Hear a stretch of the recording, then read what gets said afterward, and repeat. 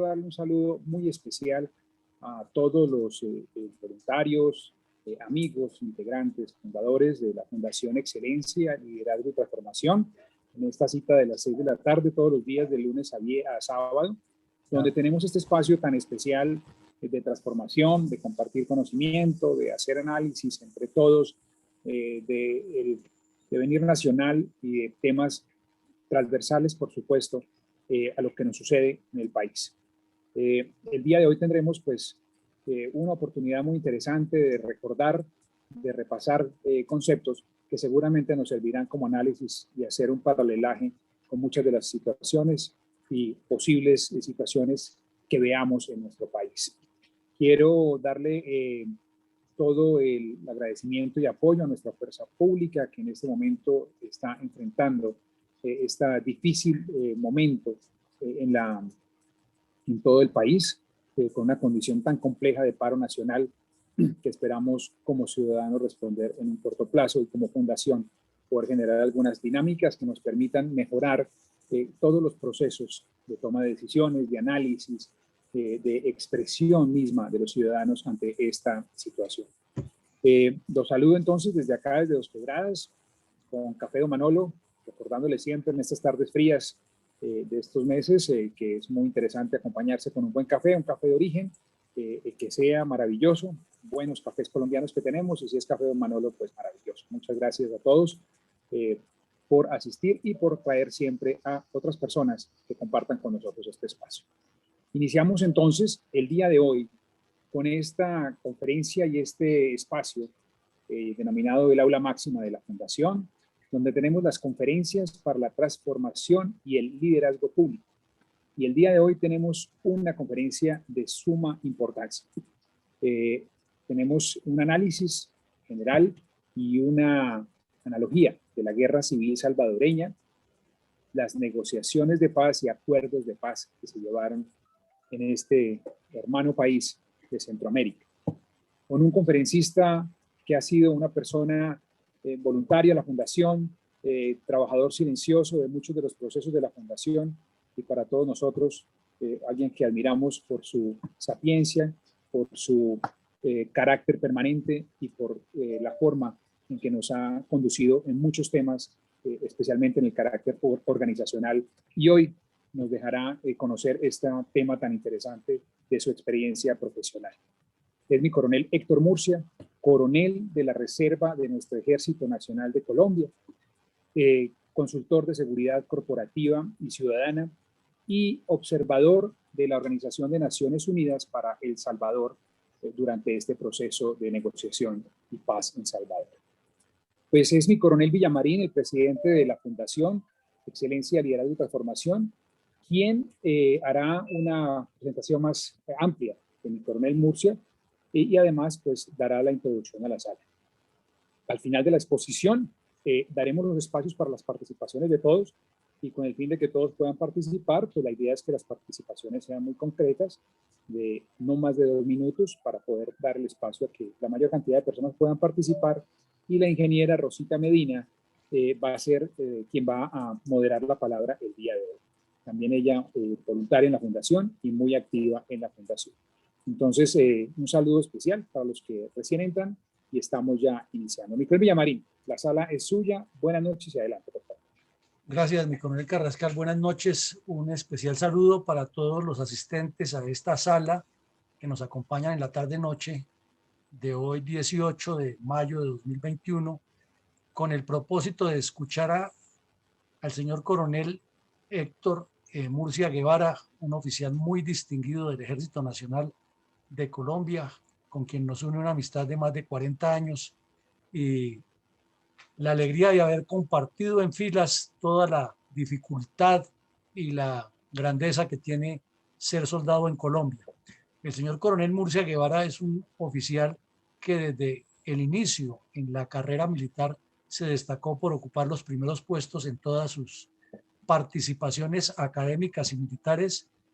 Siempre estuvo en unidades distinguidas por sus virtudes, por su don de gentes, por su señorío, por su caballerosidad y sobre todo porque es un gran amigo, una gran persona. el recorrido de su carrera tuvo la oportunidad, la envidiable oportunidad de asistir en nombre de Colombia a participar como observador primero en la ONUCA, que era para Centroamérica, era una organización de la ONU, y posteriormente para ONUSAL, que hizo el empalme, que fue la Organización de las Naciones Unidas para Salvador, y fue testigo de un proceso histórico muy importante en el mundo y en Centroamérica, que fue la desmovilización del Frente Farabundo Martí para la Liberación Nacional. Y además, como académico, como persona que es preocupada por estos temas, pues tuvo la curiosidad de observar este proceso y de guardarlo de una manera muy metodológica para apuntes y para estudios posteriores. Y en la noche de hoy nos va a compartir ese conocimiento con el propósito de que nosotros miremos frente a lo que ocurrió en El Salvador, qué podría ocurrir con el ELN, como decía el señor coronel Carrascal en la introducción. Se trata de aportes muy concretos en 2 minutos, no conferencias paralelas a las que nos da el expositor, sino que todos salgamos enriquecidos con puntos de vista. Mi coronel Murcia, bienvenido. La sala, como usted sabe, hay oficiales de la Reserva Activa de las 4 fuerzas, también hay suboficiales, hay soldados y hay personas civiles de distintas especialidades que son muy acuciosas y muy constantes en lo que hace la Fundación acompañándonos. Igualmente, el señor Jaime Borges, exfuncionario del DAS, nos trae unos invitados hoy, así es de que la sala está llena, interesante, y por YouTube y por las demás que nos están viendo también, además que este video queda grabado para la posteridad. Mi coronel, la sala es suya. Muchas gracias, Luis Alberto. Muchas gracias, Héctor Carrascal, por su presentación y la generosidad de sus palabras. Y a Héctor Carrascal agradecerle el ascenso que me hizo hoy día al grado de coronel. Realmente yo pasé a uso de buen reposo en el grado de teniente coronel del Ejército Nacional. Es un placer saludar a las damas y todos los caballeros que se encuentran presentes en el aula máxima de esta maravillosa fundación, y que me permitan hacerles un pequeño resumen de lo que fue la Guerra Civil Salvadoreña, cómo se desarrollaron las negociaciones y se llegó a los acuerdos de Chapultepec, en donde se firmó la paz en esa nación salvadoreña, centroamericana, perdón. Más que una conferencia, quiero desarrollarlo como un conversatorio y hacer un resumen lo más concreto posible de las etapas que llevaron a este proceso de paz en El Salvador. Como bien lo dijo Luis Alberto, tuve la grata experiencia de participar como observador de las Naciones Unidas, primero para la misión de Centroamérica, cuya finalidad era la pacificación en Nicaragua. Estuve allí en Managua unos meses y de ahí empalmamos con la extensión de la misión de ONUSAL, la Organización de Naciones Unidas para El Salvador. Entonces, dicho esto, voy a empezar este conversatorio en donde me voy a centrar básicamente en lo que fue la guerra civil y todo su desarrollo, como les dije, las negociaciones y los acuerdos, para que posteriormente los presentes y las personas que quieran intervenir, aquí tenemos personas especialistas en inteligencia, analistas que conocen muy bien el tema del ELN, podamos hacer una analogía en el desarrollo de estos dos grupos subversivos y cómo se logró el proceso de paz en El Salvador y cómo se podría desarrollar en Colombia si es que hay algún paralelismo. A ver si vamos a compartir la pantalla.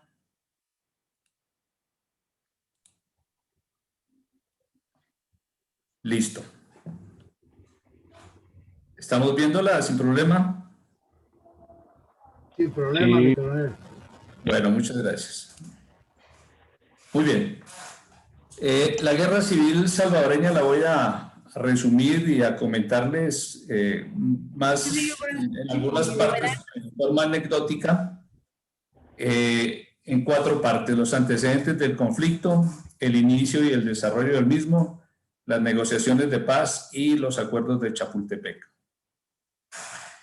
Veamos qué pasó en la década de los 70, que es prácticamente donde se empieza a desarrollar este conflicto. Claro, de años anteriores ya venía El Salvador con una serie de problemas profundos en el orden político, económico y social, por las continuas rupturas institucionales en la presidencia de la República, golpes militares frecuentes, etcétera, etcétera. Como primer punto tenemos que el Partido Comunista Salvadoreño fue fundado el 30 de marzo de 1930. 3 personajes importantes: Modesto Ramírez, Abel Cuenca y Farabundo Martí. Era un líder campesino que fue fusilado por el gobierno por ahí en el año 34 y del cual este movimiento tomó su nombre. Al inicio de esa década de los 70, El Salvador pasaba por una efervescencia social impresionante por todo lo que venía de atrás, y se empezaron a presentar unas presiones sociales, movimientos estudiantiles universitarios, movimientos campesinos, obreros, etcétera, que aunado a la creciente tensión internacional que había entre Occidente y el bloque de la Unión Soviética, que dio origen a la Guerra Fría, pues se presentó un escenario ideal para la confrontación ideológica a través de esta guerra en El Salvador. Ya en 1970 empezaron a surgir los primeros grupos subversivos de tendencia comunista, mediante la fundación de las Fuerzas Populares de Liberación Farabundo Martí, que sería la base para el movimiento en años posteriores. En febrero del 71 se crea una pequeña organización de estudiantes universitarios que se denominó El Grupo, que vino a ser la base del futuro Ejército Revolucionario del Pueblo, ERP. Secuestró y dio muerte a un empresario, Ernesto Regalado Dueñas, y es considerada la primera acción armada de este grupo. Ya en el 72, la oposición civil conformó la coalición denominada Unión Nacional Opositora 1, que presentó como candidato presidencial al ingeniero José Napoleón Duarte, que había sido alcalde de San Salvador, pero en unas elecciones que fueron bastante cuestionadas y denunciadas como un fraude, las perdió ante el coronel Arturo Armando Molina. En el marzo de 1972, como una respuesta a ese fraude electoral, un grupo de militares jóvenes quisieron dar un golpe de Estado. Entre esos hay un personaje que más adelante voy a mencionar, un capitán, o bueno, más adelante se retiró como capitán, que hoy por hoy pertenece al FMLN. Y en marzo de 1972 se crea el Ejército Revolucionario del Pueblo, que es básicamente organizada por estudiantes universitarios. Este es otro de los grupos que van a ser parte más adelante del FMLN. El fracaso que tuvo este golpe de Estado de estos jóvenes militares y el fracaso electoral contribuyó a acelerar el proceso de radicalización para que otros sectores de la población civil y de la sociedad en general se empezaran a adherir a estas organizaciones guerrilleras que estaban en su formación y crecimiento. Ya para 1975, 3 años después, se crea otro grupo, las Fuerzas Armadas de Resistencia Nacional FARC, que surgió de una disidencia o una separación del Ejército Revolucionario del Pueblo. En el 1976 surge el Partido Revolucionario de los Trabajadores Centroamericanos, el PRTC, que va a tener un papel muy importante por la calidad de líderes que surgieron de este partido en el desarrollo de la guerra. Todos estos grupos creados en tiempos diferentes y en forma independiente, cada uno con su concepción de la revolución, con su concepción ideológica, fueron captando la atención de otras organizaciones campesinas y estudiantiles, a los cuales llamaron frentes de masas. En diciembre del 79 se forma la Coordinadora Político-Militar integrada por el FPL, los Frentes Populares de Liberación Farabundo Martí, la Resistencia Nacional RN y el Partido Comunista de El Salvador, que ya el líder de ese partido era un personaje que tuvo también mucha incidencia en la guerra y en las negociaciones, que fue Shafiq Handal. Luego el presidente Romero fue derrocado en un golpe de Estado el 15 de octubre de 1979 y se conformó la primera junta de gobierno en la cual participó José Napoleón Duarte como integrante de la UNO, de la Unión Democrática Nacionalista. El 10 de diciembre del 79, Fidel Castro convoca a Shafiq Handal y a otros miembros de las FPL, las FARC y el Partido Comunista de El Salvador a una reunión en La Habana, en donde les condiciona la ayuda que quiere darle Cuba a la revolución salvadoreña a que se unan en un solo movimiento guerrillero para unificar criterios y las acciones armadas que deberían seguir contra el Estado salvadoreño. Entonces, básicamente, el Frente de Farabundo Martí quedó organizado de esta forma. El Partido Comunista Salvadoreño, que era el más antiguo, luego las Fuerzas Populares de Liberación Farabundo Martí, el Ejército Revolucionario del Pueblo, Partido Revolucionario de los Trabajadores Centroamericanos y Resistencia Nacional. Esas 5 organizaciones fueron la base fundamental y organizacional del Frente Farabundo Martí para la Liberación Nacional. Del 9 de enero de 1980 hasta el 2 de mayo de 1982 se conforman la segunda y tercera Junta Revolucionaria del Gobierno. En ella sigue participando la UNO con José Napoleón Duarte. El 24 de marzo de 1980 ocurre un acto que prácticamente dio inicio a la guerra como tal, y así lo consideran muchos especialistas e historiadores, que fue el asesinato del arzobispo de San Salvador, Monseñor Arnulfo Romero. Ocurrió mientras él oficiaba una misa en una capilla de San Salvador.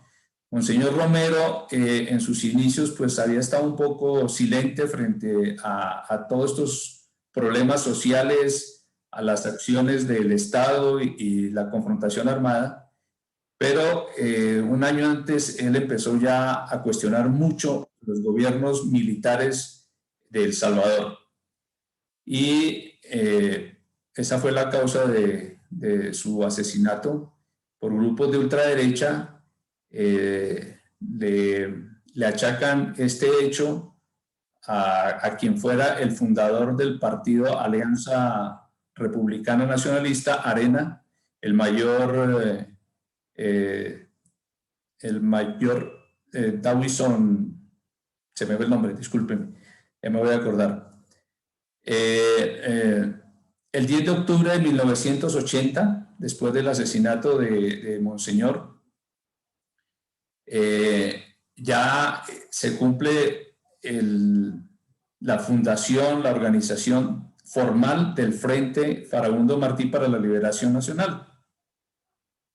¿Quiénes fueron los líderes de ese hecho? Shafiq Handal, Joaquín Villalobos y Salvador Cayetano Carpio. El 30 de diciembre de 1981,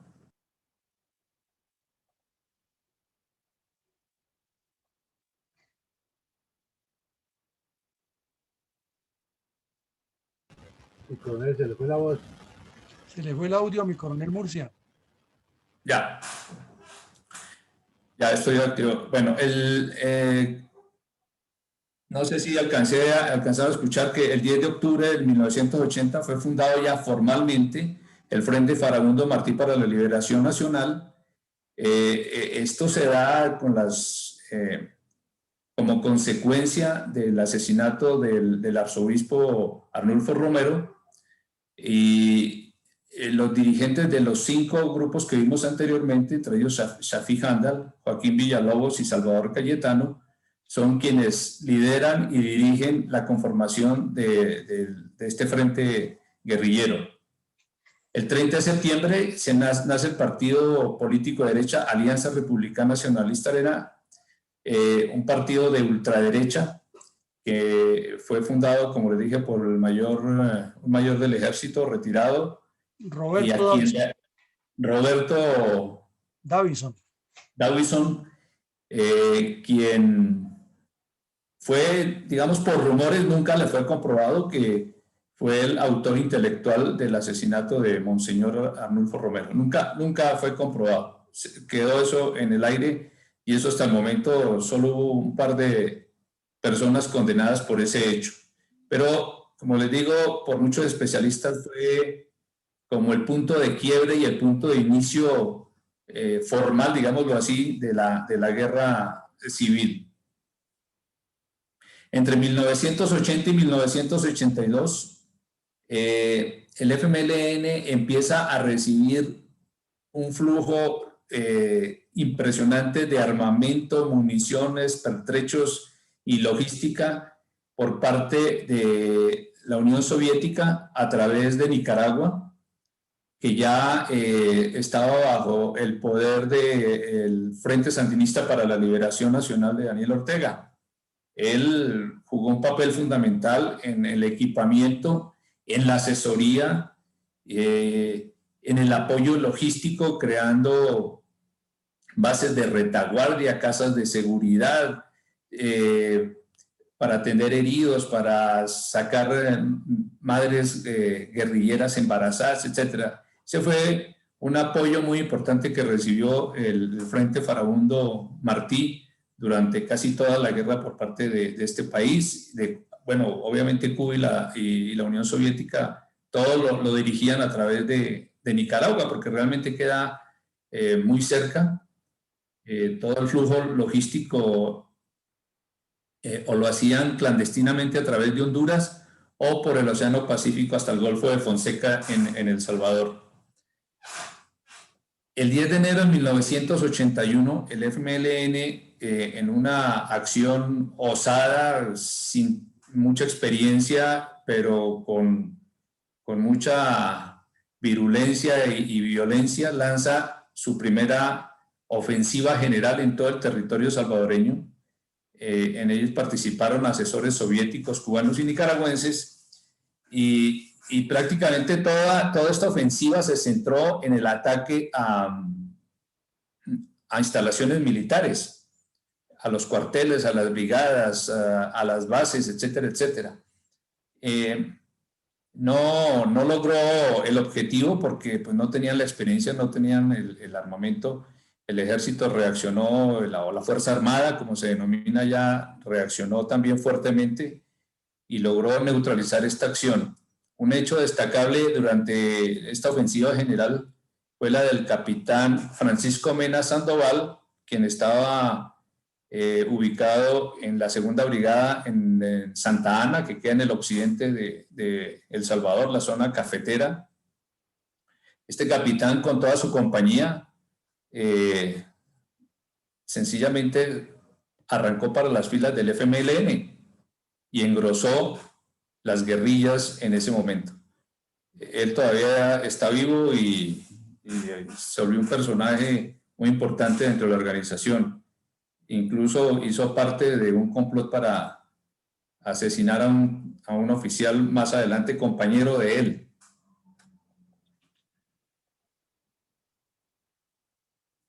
A ver, se varó esto. Ya. Eso, digamos, con eso termina la década de los 70, en donde prácticamente fue la parte organizativa, la parte logística y las primeras acciones por parte del FMLN. Con esa dinámica se inicia la década de los 80.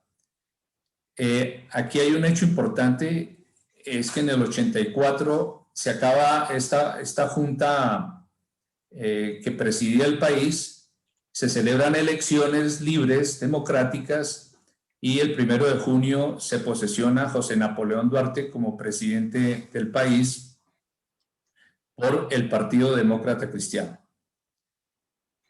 Es la primera vez que el FMLN recibe una propuesta de iniciar un proceso de diálogo formal y serio.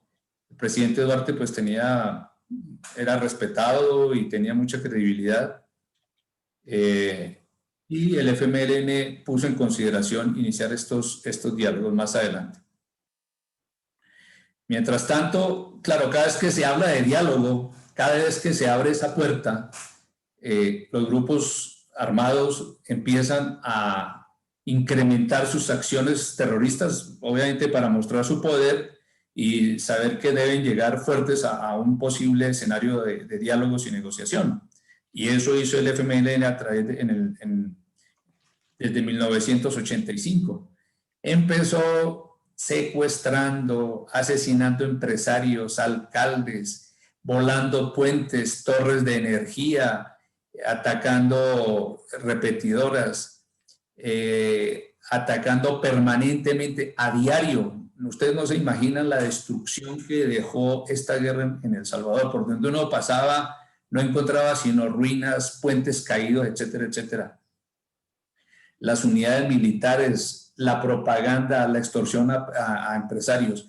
Y claro, ellos le apostaron a una revolución social y generalizada. Ellos que buscaban que la población civil se adhiriera a su movimiento al 100%, porque su objetivo era obviamente la toma del poder y derrocar el gobierno. Entonces, las acciones armadas de esa época fueron impresionantes. Hay alguna estadística por ahí que en esa primera ofensiva que mencionamos ahora en 1980, entre enero y febrero hubo más de 1.300 ataques por parte del FMLN a las unidades militares en un mes. Entonces ustedes se podrán imaginar la intensidad de la guerra en un territorio tan pequeño como es el de El Salvador, que son 21.000 kilómetros cuadrados y que apenas tenía una población de 4,5 millones de personas en aquella época. Entonces, la intensificación del conflicto desde 1985 fue impresionante. Dentro de un hecho también histórico, fue el 10 de septiembre de 1985, la guerrilla secuestra a la hija del presidente Duarte, Guadalupe.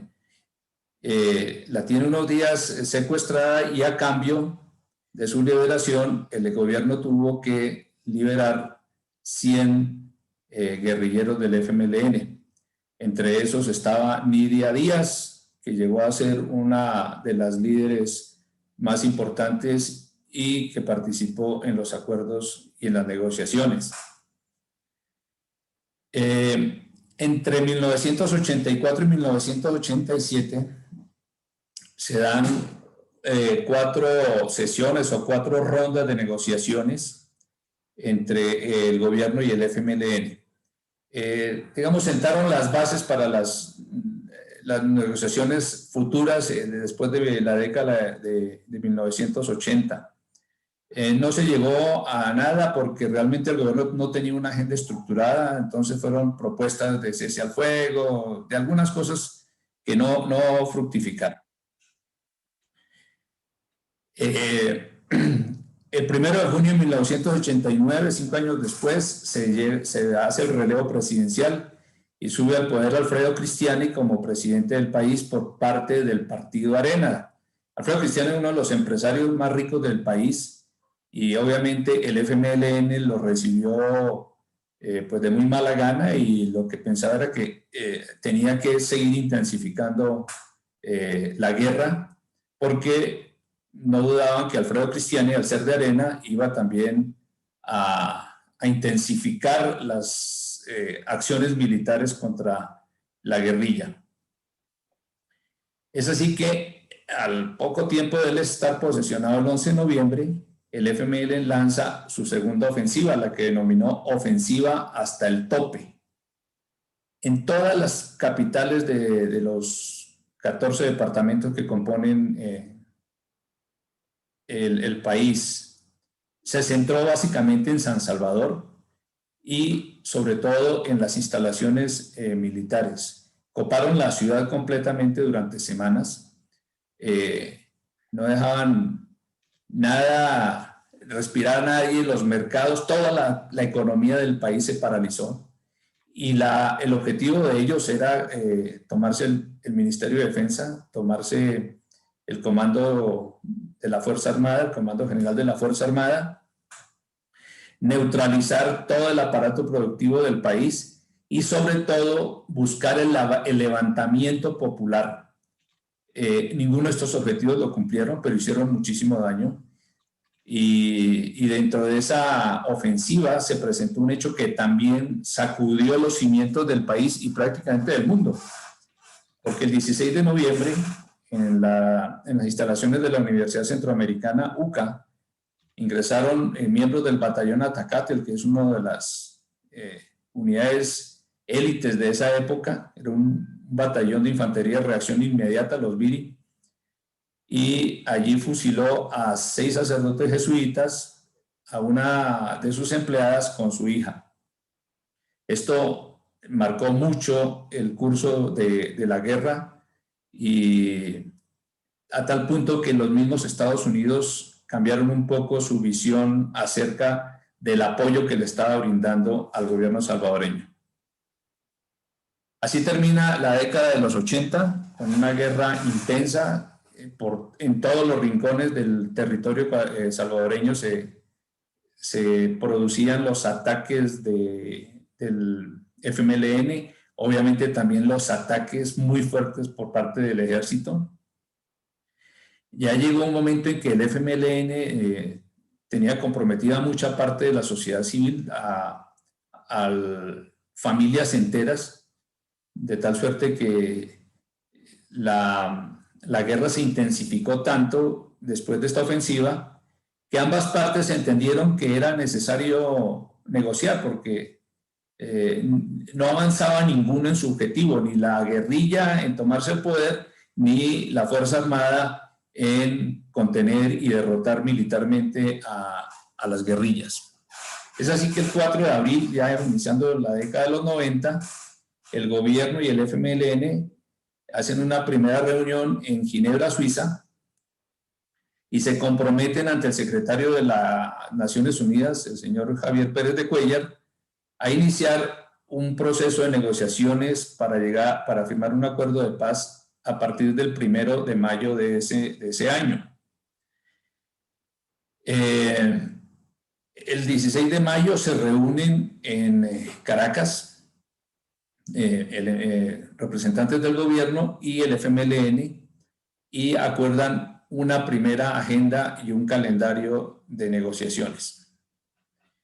El 20 de mayo llegan a un acuerdo y estructuran esa agenda y ese calendario de negociaciones para negociar el fin de la guerra que los estaba acabando prácticamente. El 26 de julio, en San José, Costa Rica, emiten el acuerdo de San José, en donde se hacen unos protocolos, donde se dejan escritos unos protocolos relacionados con el respeto a los derechos humanos. El 1 de octubre, el presidente Alfredo Cristiani ofrece el cese al fuego unilateral ante las Naciones Unidas, con la condición que el FML tome la misma decisión y vaya por la misma línea. El 23 de noviembre, México y Canadá hacen un llamado para que, junto con los gobiernos centroamericanos, esa reunión fue muy importante, logren el cese de la ofensiva por parte del FMLN. ¿Por qué digo que fue muy importante? Porque la ONU no podía intervenir en una verificación del conflicto hasta que alguna de las partes así lo solicitara. Lo anterior había sido simplemente para llegar a unos acuerdos. Pero en esa reunión, curiosamente, Daniel Ortega, el dictador de Nicaragua, es el primero en cuestionar la guerra que estaba desarrollando el FMLN contra el Estado salvadoreño. Hecho que sorprendió profundamente a los líderes del FMLN. ¿Esto qué permitió? Que los gobiernos centroamericanos, dentro del cual estaba El Salvador, solicitara la intervención directa a las Naciones Unidas, y por eso Javier Pérez de Cuéllar personalmente asumió ese reto de llevar a las dos partes a una negociación del conflicto. Así termina el año 90. En el 91 nuevamente se inicia otra ronda de negociaciones entre el gobierno y el FMLN. El 1 de abril, representantes del gobierno y de la guerrilla llegan al acuerdo de reunirse esta vez en México para establecer un acuerdo sobre las reformas constitucionales que le dieran vida al proceso de paz. El 28 de abril vuelven en reunión de las dos partes, llegan al acuerdo de reformar 24 artículos de la Constitución relacionados con todos los temas de la Fuerza Armada, el sistema electoral y el Poder Judicial. Todo esto siempre estaba supervisado por las Naciones Unidas. Ellos, en este proceso, las Naciones Unidas jugó un papel fundamental y definitivo. El 29 de abril, la Asamblea Legislativa de El Salvador aprueba las reformas que se hicieron en los acuerdos de México del 28 de abril. O sea, iban caminándole rápido al tema, ¿no? El 24 de mayo se reúne nuevamente en Caracas para seguir afinando todos estos detalles de los diferentes puntos que se iban a aprobar en el acuerdo. El 16 de junio esta vez se reúnen en México. El 9 de julio desarrollan una nueva ronda de diálogos en México y siguen abordando otros temas importantes, entre otros la amnistía, que iba a quedar ahí inmersa en los acuerdos. Y el 26 de julio se crea la misión de observadores de las Naciones Unidas para El Salvador e inicia sus operaciones como parte de los acuerdos entre el gobierno y el FMLN. Esta misión iba a ser la encargada de verificar el cumplimiento de los acuerdos en sus diferentes fases. Pero aquí, al 26 de julio del 91, todavía no hay ningún componente de un componente militar, absolutamente nada. Es un grupo muy pequeño que empieza a entender el proceso, a acompañarlo, ¿sí? Y a estructurar lo que más adelante será el proceso de verificación. El 28 de agosto del 91, Javier Pérez de Cuéllar convoca al gobierno salvadoreño y al FMLN para una reunión en Nueva York en el mes de septiembre. El 16 de septiembre se reúnen los representantes del gobierno con el presidente Alfredo Cristiani, con Javier Pérez de Cuellar y luego con el FMLN. Entonces, aquí vemos que el presidente Cristiani también personalmente hace parte de todo este proceso, ¿sí? Y se enfrenta directamente a la negociación con el FMLN. El 25 de septiembre se firma en Nueva York, es el acta número 1, si no estoy mal, un acuerdo político que establece la creación de la Comisión Nacional para la Consolidación de la Paz, COPAZ, afinan los temas sobre la depuración de la Fuerza Armada y la creación de una Policía Nacional y Civil, eliminando las 2 o 3 existentes que habían en ese tiempo, que era la Policía de Hacienda, la Guardia Nacional y la Policía Nacional. COPAZ era una organización muy similar a ONUSAL, encargada de verificar todos los acuerdos. La única diferencia es que estaba integrada exclusivamente por personajes de la vida salvadoreña. No habían extranjeros en COPAZ. Y era una organización similar y paralela a ONUSAL, que trabajaban en conjunto. El 30 de septiembre, el Consejo de Seguridad de las Naciones Unidas aprueba el acuerdo firmado por el gobierno salvadoreño y el FMLN, el acuerdo que se firmó en Nueva York.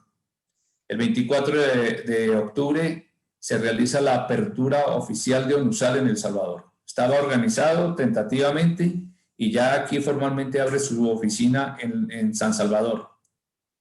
El 31 de octubre, la Asamblea Legislativa de El Salvador aprueba todas las reformas judiciales que se le hicieron a la Constitución, igual que en todos los asuntos relacionados con derechos humanos y el sistema electoral.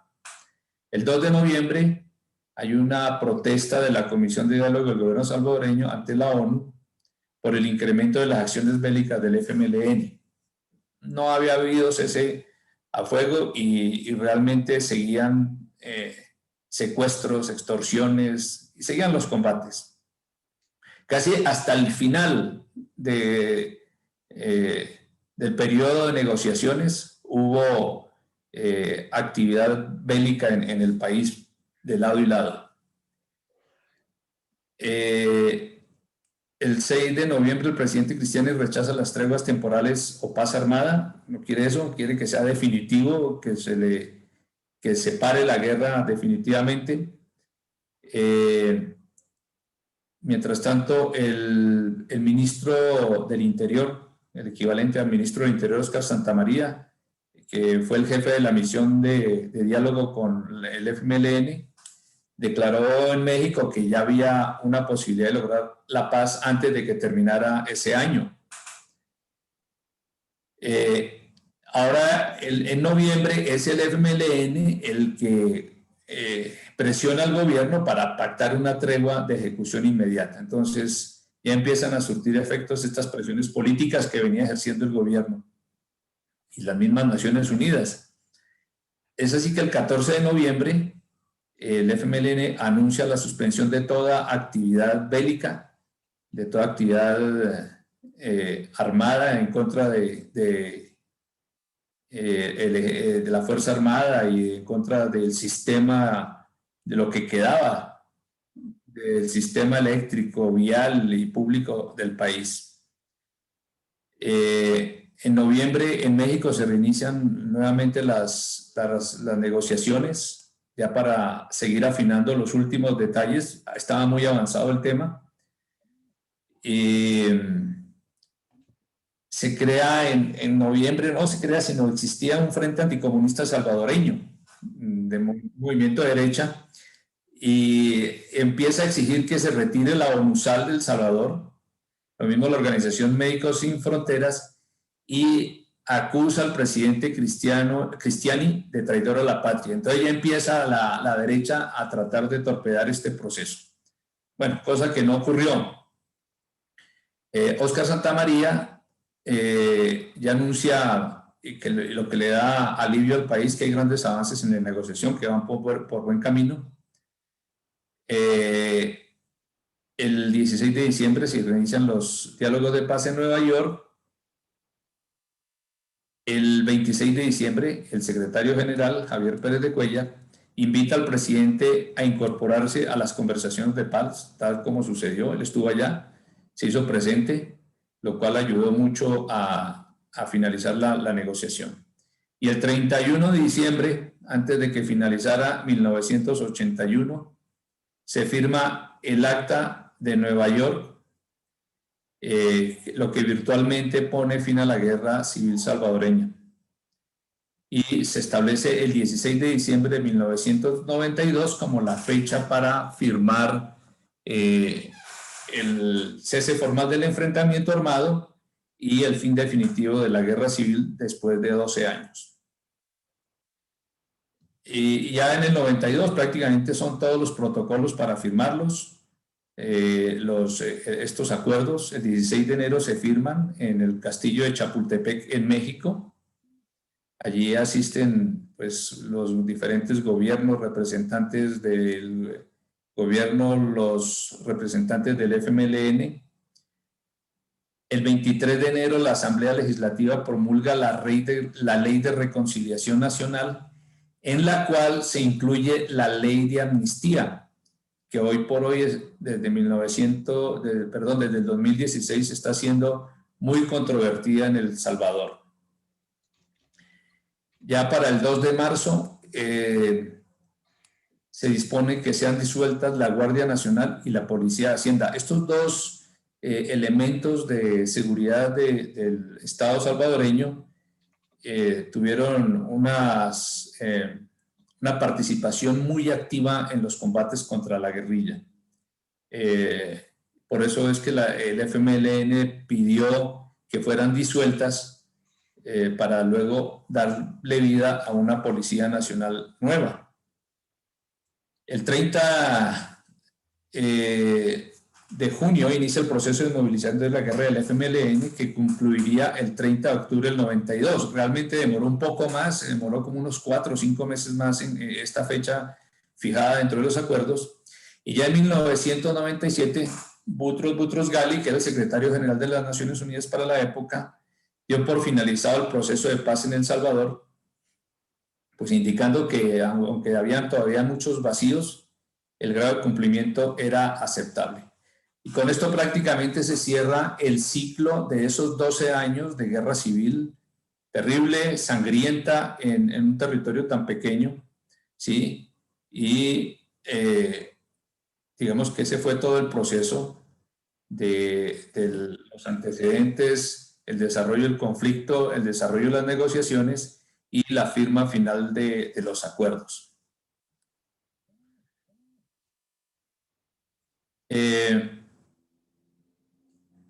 Ahora vamos a ver un poco sobre los acuerdos de paz de Chapultepec. Este fue un conjunto de acuerdos firmados entre el gobierno de El Salvador y el FMLN que pusieron fin a los 12 años de guerra civil, como lo dije anteriormente. El documento final de los acuerdos se dividió en 9 capítulos que abarcan las áreas fundamentales de la vida institucional del país.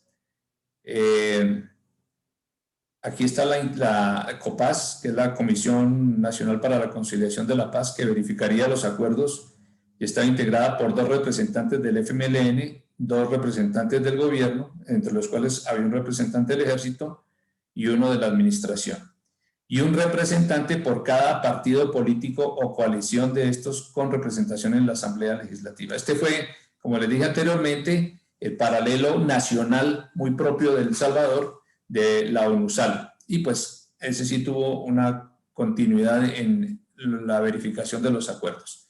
Y estos fueron los 9 capítulos que hicieron parte del cuerpo de los acuerdos de paz de Chapultepec. El capítulo 1, que habla de la Fuerza Armada, en donde se habla de la reestructuración, la reducción, el nuevo sistema de reclutamiento, el nuevo sistema de educación militar, la nueva doctrina militar que debía adoptarse y otra cantidad de temas. Cada capítulo es muy extenso.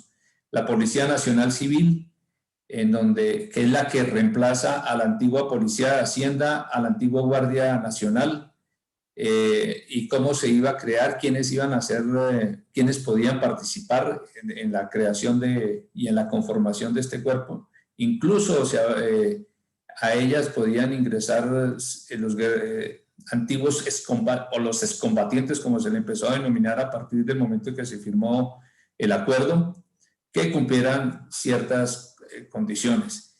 Inicialmente esta Policía Nacional Civil ayudó a estructurar la Policía de México, digamos, en la fase de verificación, pero posteriormente fue España quien participó en la estructuración de toda la Policía Nacional Civil de El Salvador. El capítulo 3, todo lo relacionado con el sistema judicial. El capítulo 4, todo lo relacionado con el sistema electoral. El tema 5, capítulo 5, el tema económico y social. Este fue uno de los puntos claves que el gobierno no quiso ceder, ¿sí? En el manejo del tema económico y social. Ahí el gobierno no dejó que el FMLN le metiera la mano, y fue uno de los puntos que el FMLN tuvo que ceder, así como el gobierno tuvo que ceder, por ejemplo, con el tema de la Policía Nacional Civil, ¿sí? El capítulo 6, cómo iba a ser la participación política del FMLN, cuáles eran las condiciones de los exguerrilleros, quiénes podían, quiénes no podían participar en política. El capítulo 7, básicamente el calendario de los acuerdos de cese al fuego y cese del enfrentamiento armado. El capítulo 8 le daba todas las atribuciones a las Naciones Unidas para la verificación del cumplimiento de los acuerdos. El capítulo 9, un calendario de ejecución y la declaración final del acuerdo. Esto aquí que ven son el calendario para los acuerdos de paz. Estaba muy detallado. Son 117 actividades con sus fechas de iniciación, sus fechas de finalización, quiénes eran los responsables, quiénes iban a verificar y quiénes iban a supervisar. Este es uno de los tantos documentos que pude guardar y que lo tengo en mis archivos. Y quería compartir con ustedes un poquito mi experiencia ya en El Salvador. Aquí esta primera foto. ¿Quién iba a creer que iba a pasar esto? Me tocó ir de Managua, cuando estaba en la ONUCA, a sacar a todos los comandantes del FMLN que iban a firmar el proceso de paz y que no habían llegado a Chapultepec. Aquí está Salvador Sánchez Serén, que fue el anterior presidente del país. Y estos eran los otros comandantes. Una de las instrucciones que me dieron es: no hable con ellos. Recójalos, súbalos al avión y los aterrice en Managua y adiós. Pero bueno, tuve esa experiencia. Aquí estamos pasando revista de uno de los puntos de las bases militares del ejército salvadoreño, el coronel Vikram Singh de la India, quien llegó al grado de teniente general y comandante del ejército de la India hasta en el 2014, si no estoy mal. Aquí en una reunión que hicimos con los habitantes de la zona, los niños eran felices cuando veían el helicóptero y bueno, era sensacional tener ese contacto con la población civil y con los niños. Aquí está el coronel Ricardo Mora, retirado también del ejército colombiano. Él era el jefe de la región militar de Santa Ana, de todo el occidente de El Salvador. Aquí fuimos a inspeccionar otra base militar. Aquí estamos reunidos con oficiales y tropa del ejército en esa base. Este señor era el delegado y supervisor de los derechos humanos. Siempre nos acompañaba en todas las inspecciones que hacíamos. Aquí está el general Víctor Suárez, que era el jefe del componente militar para toda la misión del ejército de España. Esta fue una inspección que le hicimos a uno de los puntos de concentración de las guerrillas del FMLN. Esto era un punto que se llamaba San Rafael de los Horcones. Creo que habían algo más de 100 guerrilleros ahí concentrados. Habían familias enteras. Aquí este señor era el papá de esta niña de 14 años, por ejemplo. Y así habían mucho niño. Aquí se puede ver mucho niño. Aquí estamos revisando el armamento, verificando nombres. Y aquí la foto de despedida. Este fue un evento muy importante porque fue el día que se cumplió la primera fase de concentración. Iniciamos la segunda fase, que era pasar de 72 puntos de concentración del FMLN a 15 puntos. Entonces teníamos que trasladarlo de este sitio por allá en la montaña, San Rafael de los Horcones, a una ciudad cercana a San Salvador. Era bastante crítico por la distancia que teníamos que recorrer, porque en algunas poblaciones la gente quería festejar y homenajear al FMLN. El FMLN tuvo mucha sentencia en la población civil. Y esta era la caravana con la cual tuvimos que escoltar. Aquí estábamos los oficiales que íbamos a cumplir con esa misión. Por fortuna no se presentó ningún inconveniente. Y así terminó esa primera fase en nuestra zona. Algunas conclusiones de este proceso. Realmente la guerra empezó dentro del contexto de la Guerra Fría. Los Estados Unidos le brindaron una ayuda de algo más de $6.000 millones en los años de confrontación, tanto en equipo militar, tanto en la parte económica, asesoría política y militar, entrenamiento y creación de las brigadas de infantería de reacción inmediata, que generaron también muchas bajas en la población civil. Por otro lado, la Unión Soviética apoyó abiertamente al FMLN. Era la época de... ¿Quién era el secretario de ese tiempo? El secretario del Partido Comunista. Bueno, se me fue ahorita, pero hubo un apoyo decidido y abierto a través del territorio de Nicaragua, con la colaboración de Cuba. En Nicaragua existían muchas casas de seguridad del FMLN. Allá llevaban, como les dije al inicio, mujeres embarazadas, heridos, enfermos, o los jefes cuando querían descansar. Iban hasta Nicaragua ya apoyados por Daniel Ortega.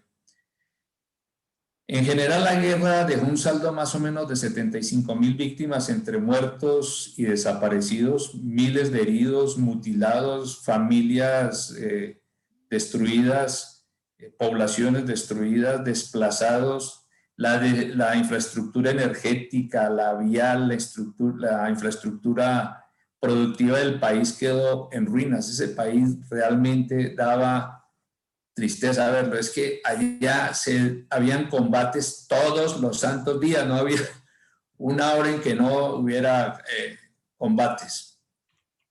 Hay anécdotas históricas curiosas. El general Mauricio Vargas, el Chato Vargas, que en servicio activo hizo parte de la comisión de negociación, en su calidad de comandante de batallón, tuvo una enemiga formidable que siempre buscó cómo matarlo, la Guadalupe. Y él curiosamente tenía como objetivo dar de baja a Guadalupe. Total, los dos llegaron vivos al final del conflicto.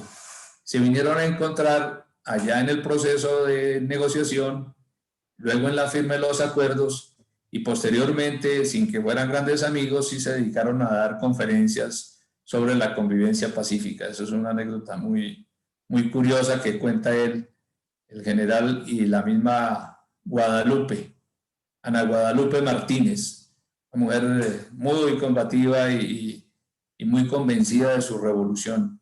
Hizo mucho daño. La percepción de los actores armados de la guerra, que ésta se encontraba en un punto muerto, fue fundamental para llegar a la conclusión que era necesaria una salida. El ejército no avanzaba en la destrucción de la infraestructura, de los apoyos y del FMLN, y el FMLN tampoco lograba los objetivos que se trazaba para la toma del poder. Había una presión interna del conjunto de la sociedad civil, que ya estaban hastiados de la guerra, ¿sí?, en todos los órdenes, y eso jugó fundamentalmente en la decisión de buscar una salida negociada al conflicto. Ni qué decir la presión internacional.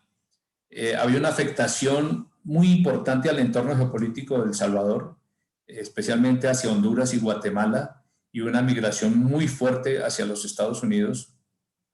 Entonces también ese era un punto importante para solucionar ya esa guerra. El colapso de la Unión Soviética y el fin de la Guerra Fría también hizo que las guerrillas salvadoreñas no recibieran más apoyo en armamento ni apoyo logístico. Y como les dije anteriormente, en una reunión de los presidentes centroamericanos, el mismo Daniel Ortega, en la declaración, en el documento de la declaración de esa reunión, prácticamente criticó el avance de la guerra y que la FMLN no tomara la decisión de salir o tomar una solución negociada. El mismo Fidel Castro también desde Cuba en una declaración dijo que esa guerra debía terminarse. Estados Unidos, por su parte, ya había cambiado su visión estratégica. Estaba ya el presidente Bush, en reemplazo del presidente Reagan, suspendió todas las ayudas militares, entonces el ejército salvadoreño también se empezó a quedar pobre, y eso, la logística influye en la guerra. Eso también ayudó mucho a que la guerra terminara. Ese punto es importante. Definitivamente la intervención de Naciones Unidas y particularmente de Javier Pérez de Cuéllar fue fundamental. Ayudó muchísimo a destrabar el proceso. Igual la intervención de los gobiernos de la época de México, Colombia, Venezuela y el grupo de Contadora ayudaron muchísimo en este proceso. Y por su parte, la disposición y el compromiso, la visión de los actores de guerra facilitaron cristalizar el proceso de paz. La guerrilla salvadoreña tenía mucha estructura política, era una guerrilla idealista, quería el bienestar de su pueblo y quería hacer una transformación profunda de la sociedad a través de las armas, lo normal pues de estos movimientos guerrilleros, de tal suerte que entendió que la salida política era importante y que como no se podía a través o por la vía de las armas, había que hacerlo por la vía política. Y el presidente Cristiani también entendió desde su óptica y su visión como presidente que era lo mejor. De tal suerte que con esto se llegó a un feliz término de esta guerra. Bueno, mis estimados amigos, les agradezco mucho. Este es un resumen muy cortico porque de esto se podrían hablar días completos de todos los eventos que ocurrieron a lo largo y ancho del territorio salvadoreño en estos 12 años de guerra realmente impresionante. Como les digo, yo tuve la oportunidad de visitar todo el país por tierra y en helicóptero y la situación era calamitosa. Realmente las anécdotas, las historias, ver gente mutilada, niños huérfanos, los cuarteles destruidos, puentes, un país absolutamente arrasado por la guerra. Por fortuna se llegó a esa paz y hasta ahora vemos que han habido, después del presidente Cristiani, si no estoy mal, 4 gobiernos del Partido Arena y 2 del FMLN, y ahora que está este joven Nayib Bukele como presidente de El Salvador.